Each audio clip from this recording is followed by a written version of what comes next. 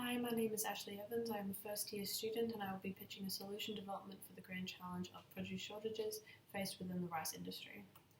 This presentation will include an overview and specification of the original problem statement, two proposed solutions which will include a test hypothesis and a process to formulate these solutions.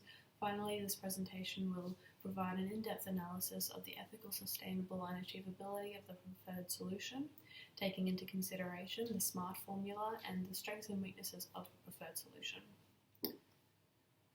The purpose of this pitch is to assess various solutions to the wicked problem of the produce shortages facing the rice industry. Originally, I investigated the rice industry as an entire unit, particularly since over 400 million rice farmers operate independently and sell to the government, who then sell to larger corporations. However, these independent farmers also live in extreme poverty, which increases the issues for crop production due to limited access to agricultural technology. This is supported by Ricepedia, the online authority on rice, and CGIAR research program on rice.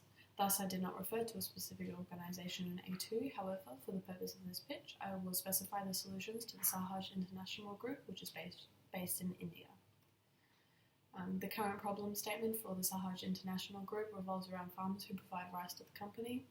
This presents itself in its new government policy, fining farmers $135,000 for burning crop residue, and the deregulation of wholesale trading, as well as limited government funding for pesticides and herbicides to these farmers. This shift towards ethical and sustainable farming has not been supported by the poverty-stricken farmers, whose crop production has drastically reduced with the new policy banning these agricultural technologies.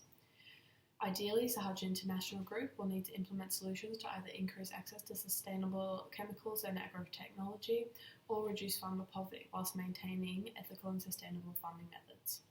Thus, the proposed solution will likely rely on a design thinking formula, particularly to create and establish new and balanced approaches to this problem, instead of a systems thinking application which relies specifically on components of larger systems.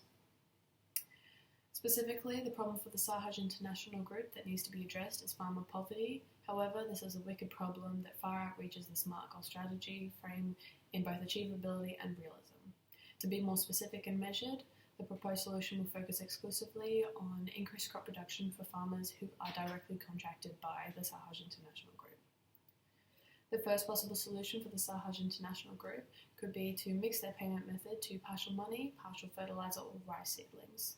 This solution has been successfully modelled by the Chinese government between 2005 and 2008 due to the market hike in 2004, resulting in increased poverty distribution amongst farmers.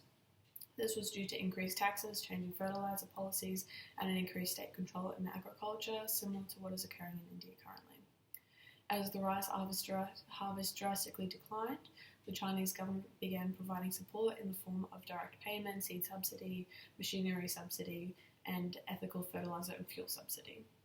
In doing so, by 2008, the Chinese farmers began producing 17.6 million tonnes more rice, a production rate that has increased year after year, as you can see in this graph here. Therefore, by using a deductive approach based on the successful implementation of the Chinese government solution, the hypothesis to resolve the problem for Indian farmers contracted by the Sahaj International Group could be mixed payments, for which the expected result is short-term increased production but long-term reduction in poverty. Alternatively, another solution could be hiring a limited number of farmers on a wage basis. This solution, which does recognise bias and the difference in circumstance, was inspired by a recent investigation into Australian farmers whose earnings were calculated on a piece rate wage. A study by Unions New South Wales and the Migrant Workers Centre found that when paid per piece of product, the wage is 25 times lower than the hourly income rates. If Sahaj International Group contracted farmers based on an hourly wage instead of production, this would allow for a specific execution of the farmer's practice. This would require greater development of the HR department to manage the farmers. It would allow for greater ethical and sustainable practices to be implemented and would create higher supply of farmers seeking secure income, which reduces the wage per hour based on demand. This specific execution is supported by studies conducted by Mary Davis in 2016 and Arnaud Chard in 2012, whereby supervision, company rules, and hourly income contribute to greater performance for workers in poverty-stricken countries in particular. Consequently, the expected result for this hypothetical solution developed through a deductive approach would be a decrease in farmer poverty and an increase in production as a result. As the solution development process has been formulated, a hypothetical solution has established itself as the ideal solution for the Sahaj International Group based on ethical, sustainable, achievable, and realistic identifiers. This would be hiring farmers on a wage basis, not splitting forms of payment like the Chinese government model in 2005 to 2008. The solution follows a SMART goal setting framework as it specifies a limitation to the process and requires developments in HR, finance, and management. It is measured through production rate compared to the cost per tonne for rice, ensuring profit is maximised. It is achievable and realistic when considering the social volatility of a community living in poverty and how income security is greatly desired.